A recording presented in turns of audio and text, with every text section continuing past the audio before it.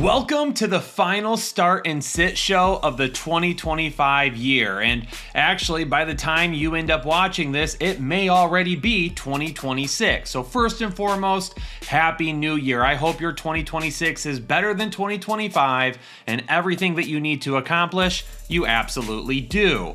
But from a football standpoint, we still have games that need to be played. And while a lot of people lock up fantasy championships and complete their fantasy leagues by week 17, there are some people out there that still play in week 18. And while I will never recommend that and will always hate it, we are a channel of the people, and we don't want to leave some of you hanging just because we don't believe in Week 18 championships. So our start and sit show today is going to look vastly different than anything that we've done all season long, because Week 18 is all about trying to figure out who's sitting, who's actually going to play, what injuries are, we'll go ahead and save him for the postseason, what injuries are going to allow people to go back out there, and which injuries just don't want to be pushed, because we don't want anybody getting seriously hurt before the offseason, potentially delaying what they can do in 2026. We're going to talk about the eliminated teams first, and let's start in the AFC. The Colts,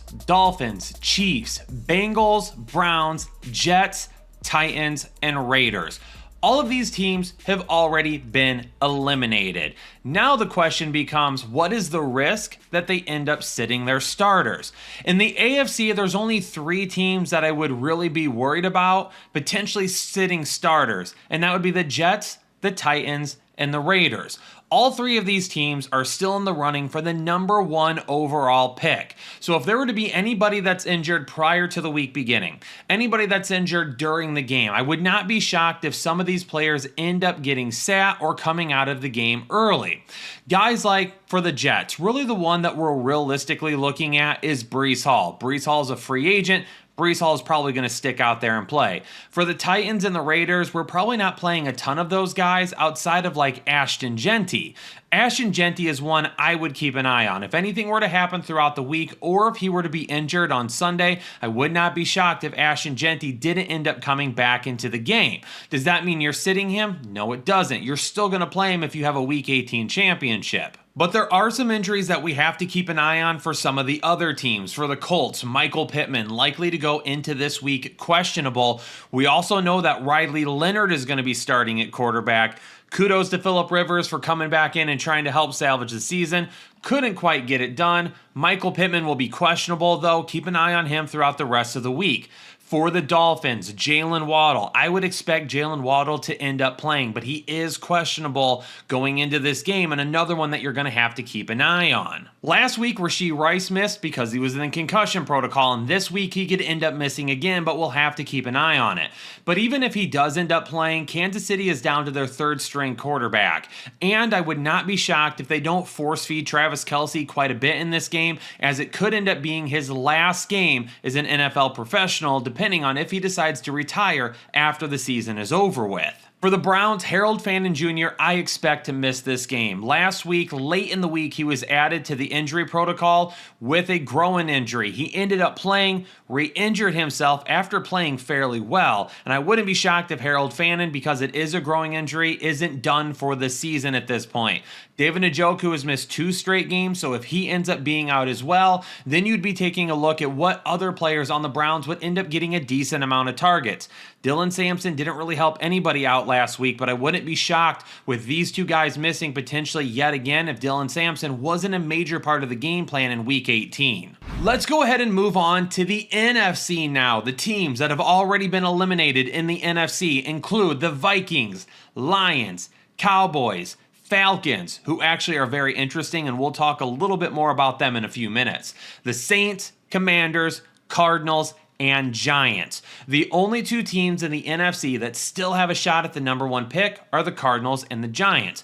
But the Giants were playing to win against Las Vegas last week. And it really feels like Las Vegas is the only team that is actively trying to get the number 1 pick, while everybody else is still out there playing football. So I expect the Giants to play all of their starters. I expect the Cardinals to play all of their starters, except potentially Marvin Harrison Jr., which we will also talk about in just a minute. For the Vikings, Jordan Mason and Aaron Jones likely will be questionable. Jordan Mason did not play last week. Aaron Jones, there's probably a lot of fantasy owners out there that are hoping that he does play, because these are the type of guys that absolutely could end up filling in for running backs that could miss this week. The Lions are an interesting case as well, especially when it comes to Amon-Ra St. Brown. Amon-Ra St. Brown has been banged up since Thanksgiving, but he is still out there giving it his all. With the season over for the Detroit Lions, does he try to play this week with a knee injury? My guess is yes. Amon-Ra St. Brown is going to do everything he can to be out there. He has so far this season, and he has even said himself he wants to be out there against the Chicago Bears. Last season, the Detroit Lions had absolutely nothing to gain from playing all of their starters in Week 17 against San Francisco, and they still did it before playing the Vikings in Week 18. This is a team that wants to go out and play football. Also, this is the second time this season the Lions will be facing their former offensive coordinator, Ben Johnson, with the Chicago Bears. And back in Week 2, Detroit absolutely embarrassed the Bears. Now, obviously, the Bears have the final laugh, but they're going to want to get a little piece of the Lions before they close out the season. And we're going to talk more about the Bears starters in just a couple of minutes. So for Amon-Ra St. Brown, I think he's going to want to be out there. He's going to want to help his team, and they're going to want to finish with a winning record. That might not be a big deal to a lot of people, but I think for the Lions, it's a really big deal for them that they walk away with a win in Week 18 to kind of help dampen how disappointing of a season this turned out to be. For the Cowboys, Javonte Williams and Jake Ferguson, both of these guys probably questionable going into this week. I would not be shocked if Javonte Williams doesn't end up playing. If he doesn't, Malik Davis has been the backup running back for them so far and is a guy that I would absolutely be looking at to potentially play if you need somebody to fill in your fantasy lineups. For Jake Ferguson, he hasn't done much of anything so far this season anyway, so if he doesn't end up playing, I don't feel like it's a big detriment to any rosters out there that still had him. Alvin Kamara is going to continue to be questionable, but he hasn't played as of recent. And then here at the bottom, the Cardinals, Marvin Harrison Jr. Would not be shocked if Marvin Harrison Jr. doesn't go this week. He's been dealing with a heel injury, banged it up again last week, and it feels like every time he steps on the field, he bangs it up. Not only that, but he has actually seen a decrease in his snaps because the Cardinals, unlike some other teams, Tampa Bay Buccaneers, are not lying to us when they say that they are going to put their players on a snap count and work their way back. So even if Marvin Harrison Jr. does end up playing, it's not going to be a ton of snaps, which means Michael Wilson is going to be a start yet again. Next up is going to be the AFC playoff teams. But before I talk about all of them, I just need to let everybody know if this season didn't go quite the way that you would have hoped for when it comes to fantasy football, playing over on Underdog here the last week of the season, plus throughout the NFL playoffs, is a great way to leave the 2025 season behind you and feel a little bit better about what you did from a football perspective. Come on over and play with us all throughout the NFL playoffs, whether it be best ball drafts, pick'ems, it doesn't matter. Join us over on Underdog, and if you use code Headliners, you're going to get a super special pick that is almost guaranteed to hit.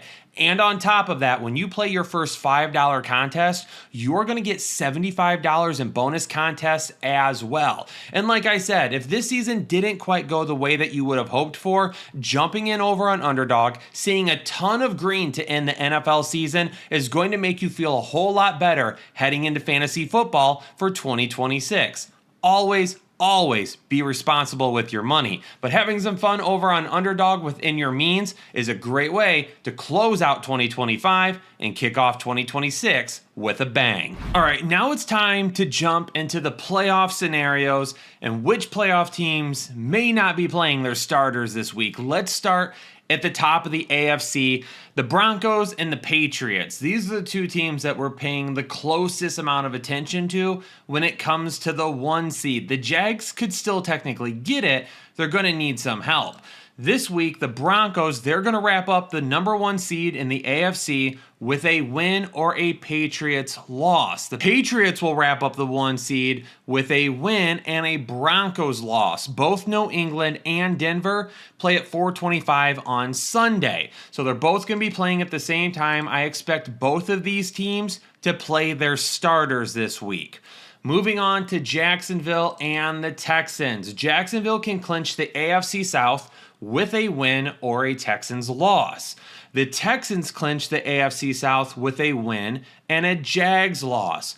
The Jacksonville Jags can also clinch the number 1 seed in the AFC with a win and losses by Denver and New England. Both New England and Denver play after the Jags play, which is very important to note because Jacksonville is not going to know going into this game whether or not they have a shot at the 1 seed. Jacksonville and the Texans, both of them I expect to play all of their starters. We shouldn't have to worry about anyone sitting for those teams. The Steelers and the Ravens. These guys are playing for the last spot, the number 4 seed, and for the AFC North division.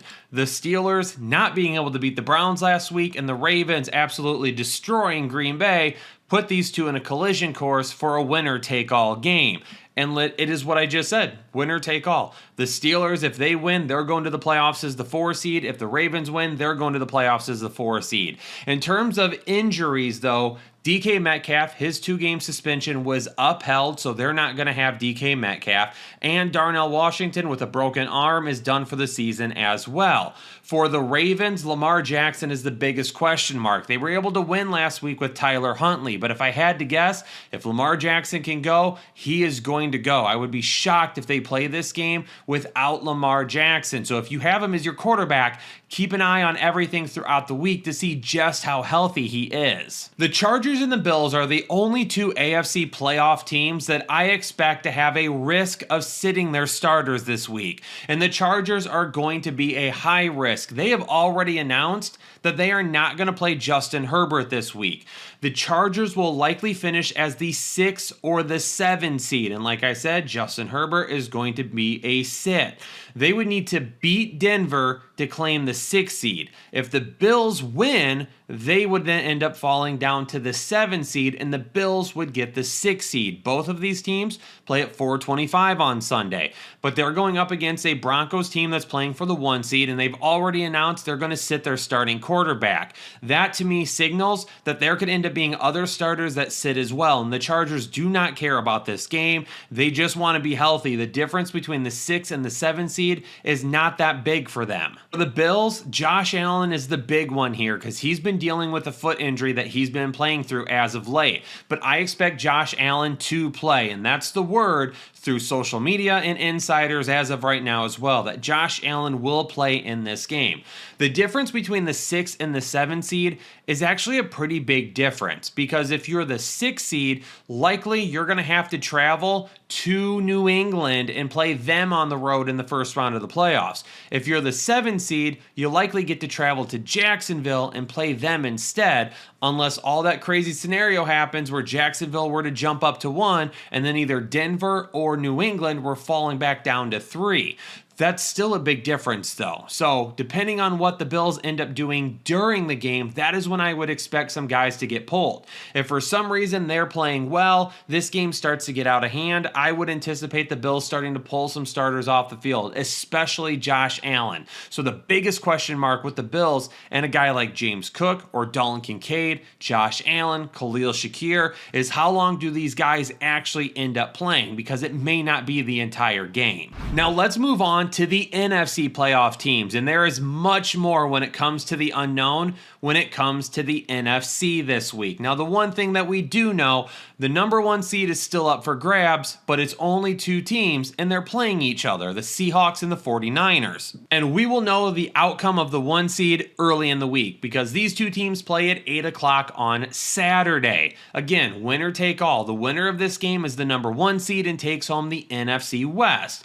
The loser of this game falls to the wild card and is either the 5 or the 6 seed. Huge implications, exactly like what we saw last season in Detroit. George Kittle is expected to play. He's probably going to be questionable all week long, but he even said last week that the hope is that he would be good to go and that he would be able to play this week if he was needed. And now that this is a winner-take-all game, I would expect George Kittle to be out there, even if it is in a limited capacity. And that is going to be the big thing that we want to keep an eye on throughout the week. Do we think George Kittle is limited? If he is, we're probably going to sit him. If we think George Kittle is an absolute threat to play this game and be healthy, then he's going to be one of the must-start tight ends of the week. Now, here's where there's going to be a lot of question marks, and it's between the Bears and the Eagles. For the Bears, they are going to be the 2 or the 3 seed. They clinch the 2 seed with a win or with an Eagles loss. The Eagles have to win and the Bears have to lose for them to get the 2 seed. So right now the Bears are kind of in the driver's seat, but both of these teams, they're going to be 2 or 3. It really doesn't matter. I expect the Bears to play their starters to get the 2 seed. Also, to beat up on the Lions, who beat up on them earlier in the season. Wouldn't be shocked to see the Bears have their starters out there. Now, if this game gets out of hand, then maybe they start to pull some players at any point in time. But the one thing that you got to worry about with the Chicago Bears, and this is something that Ben Johnson saw up close, I'm not saying the Detroit Lions are dirty, not at all. I don't believe they are. I know they're my team, and I know that there's some people out there that believe the Lions play a little bit dirtier than what some other teams do. The one thing that the Lions do play is hard, and they play hard all the time, and they don't care who they are going up against. So you really got to be careful if you're Ben Johnson playing a Lions team with nothing to lose at home in Week 18. Do you want to risk missing any players? Luther Burden already out. You already lost Sewell, one of your linebackers. You're already going to start dealing with injuries at this point, and you've also been dealing with the injury to Rome Odunze. Do you want to potentially miss anybody else? He also saw something else up close last season. What injuries can do to a playoff team. That Lions team last year was a Super Bowl caliber team, except for the fact that 10 of their 11 starters were on IR on the defensive side of the ball by the end of the season. When things like that happen, it derails a Super Bowl team, and because of that, Ben Johnson is not going to want to miss his shot in the playoffs. This is going to be something to keep an eye on. For the Eagles, like I said, they have to win to get in. And both of them play at the same time. So don't be shocked if these teams will be scoreboard watching. If at any point in time the Eagles see that maybe the Bears are up by a good amount, maybe they start pulling their players out. Maybe if the Bears look and see, well, hell, the Eagles, they're not playing that well right now and they're down by 10, maybe they start pulling some of their players. Both of them are probably going to be paying very close attention to that game. And I would not be shocked if there's somebody on each of these staffs that's going to be dedicated to keeping an eye on those games and updating coaches along the way. The NFC South tiebreaker is absolutely hilarious right now because the Atlanta Falcons have a chance to really make an impact on what happens, even though mathematically they were already eliminated. And that's because they beat the Rams on Monday Night Football. And by beating the Rams on Monday Night Football, they have ensured an opportunity where them, the Panthers, and the Buccaneers can all finish with the same record. And if that happens, the NFL has to change the way they do the tiebreaker because their tiebreaker between 2 teams is different than their tiebreaker between 3 teams. And because of that, if the Atlanta Falcons, the Panthers, and the Buccaneers all finish with the same record, there's going to be a lot of fun had here. And now the Panthers can actually make the playoffs without needing to win this game. The Panthers clinched the NFC South with a win, a tie, or an Atlanta Falcons win.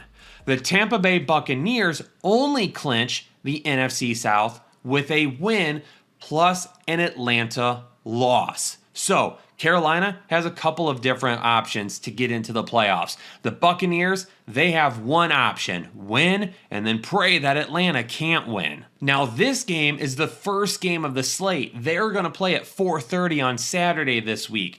Arizona, they don't end up playing until 1 o'clock on Sunday. So there's not going to be any starters sat here. Buccaneers aren't going to look at the scoreboard and say, well, we're out of it. We don't want to risk injury. Both of these teams are playing everybody, and they're giving it everything they have. The Rams are going to be a very interesting case case, and we probably will not know until the end of the Seattle-San Francisco game whether or not they are going to rest any starters, because they could be the 5 or the 6 seed, but they can only become the 5 seed if they win and Seattle wins. If for some reason San Francisco were to beat Seattle on Saturday night, the Rams are not playing for anything on Sunday, and that is when they would probably sit their starters. Stafford, Puka Nacua, their tight ends, Devontae Adams definitely wouldn't play at that point in time. That's when all of the fantasy relevant players, Kyren Williams, Blake Corum, all of them are going to end up sitting.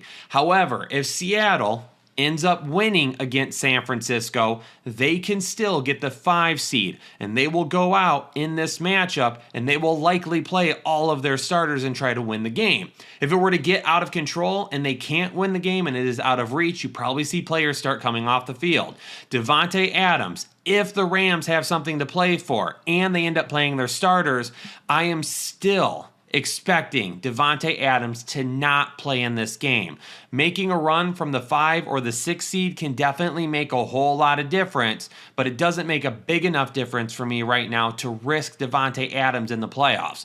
If you're the 5 seed, you have to go on the road, but you get to go play the winner of the NFC South, which would either be the Bucs or the Panthers, and that's going to be a much better game for the Rams than having to go on the road and potentially facing the Eagles or the Bears. The Green Bay Packers, they're the 7 seed. That will not change, and because of that, I expect all of their starters to sit. I don't even expect Malik Willis to play in this game. He has been banged up. No sense in potentially not having him for the playoffs, especially if Jordan Love is still dealing with any type of concussion symptoms that he had from a couple of weeks ago. Jordan Love, I don't think will play. Malik Willis, I don't think will play. You're going to see the wide receivers sit. I don't expect Josh Jacobs to play. At this point, between the Green Bay Packers and the Los Angeles Chargers, these are the 2 teams with the highest chances of sitting their starters.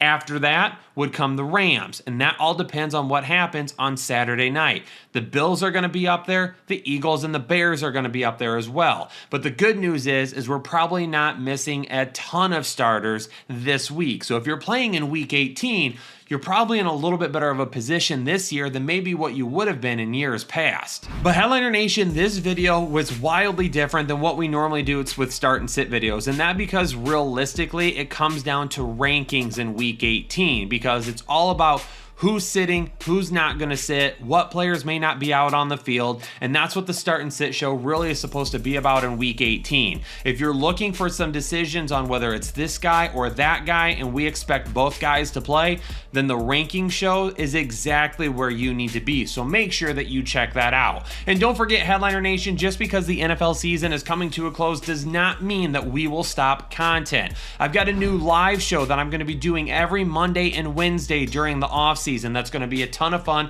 and it's going to be covering all things sports, not just football. We also have a ton of off-season content that I'm ready to dive into, especially when it comes to rookie evaluations, mock drafts, dynasty content, all of the good stuff. Make sure you are sticking around all off season long and consuming that content, because there's going to be a lot of it this off season. But more importantly, Headliner Nation, I want to thank all of you for sticking out another season with us. I hope all of you had a ton of success in 2025, and I will not see you guys again until it's 2026. So I hope everybody has a great new year. Please do not drink and drive. Enjoy New Year's responsibly. If you're going to be drinking, have somebody drive you, grab an Uber, whatever it may be. Have a ton of fun. Just be safe about it. I want to see our entire community back for a strong 2026. And I appreciate all of you making 2025 one of the best of the 37 years that I have been on this planet. It is greatly appreciated, and you all will never understand how much this community means to me. Headliner Nation, stay safe, stay healthy. Thank you for a great 2025. Raise your glasses to an awesome 2026, and I will see you on the next episode of the Fantasy Headliners.